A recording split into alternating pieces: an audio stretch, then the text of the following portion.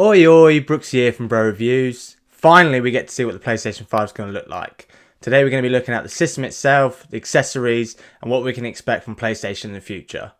Let's get into it.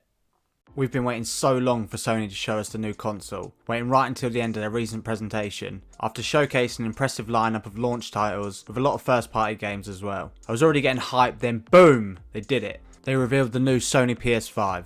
The look of the system has got a bit of backlash. You've probably seen all the memes by now. If not, here's a couple to whet your appetite. Personally, I really like it. I'm not going to lie. It's not sexy, pretty large, but I think the colour schemes really work. Annoyingly, the digital one looks a lot nicer than the disc drive version. Is this PlayStation's first step to going all digital? We've already seen this from Xbox this last generation. I do think there's a space in the market for both systems, so we'll see what the future holds. I'm actually working on a video at the moment as well, looking into why I don't actually think consoles will ever truly go fully digital, so be sure to check that out. I'm glad Sony have tried to stick to the classic console look rather than opting for the PC tower style like Xbox have. Looks like Sony have added vents all around the front of the console to allow for more heat to escape. Reports have already come out and said that they've spent a lot more money on trying to cool the PS5, which is good because anyone like me that's got a PS4 Pro, once that bad boy gets hot, it sounds like there's a jet going to take off in your front room. They've also added a USB-C port on the front, which is a really nice feature, so hopefully you'll be able to charge your controller a lot quicker. Knowing Sony, they've probably already got some special editions in the pipeline, with most likely an all-black edition, which I think will really please the fans. They showed off some accessories like the new DualSense controller,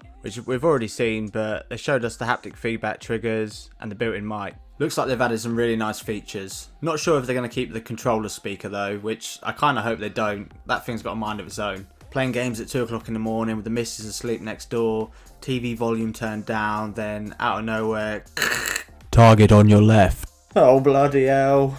They also showed off the new headphones, the camera and charging stand, and the remote. I was surprised they showed off the remote as it's never really been a big deal, but maybe now that the 4K Blu-ray disc drive, they're just trying to get a buzz around it. The camera will be getting set and ready for the new VR coming, which I imagine will be coming in the first year the console's being released. Sony have clearly put a lot of thought and money into their audio for the system. I'm keen to try out the new Pulse 3D headphones and see what Sony have said about the 3D audios lives up to the hype.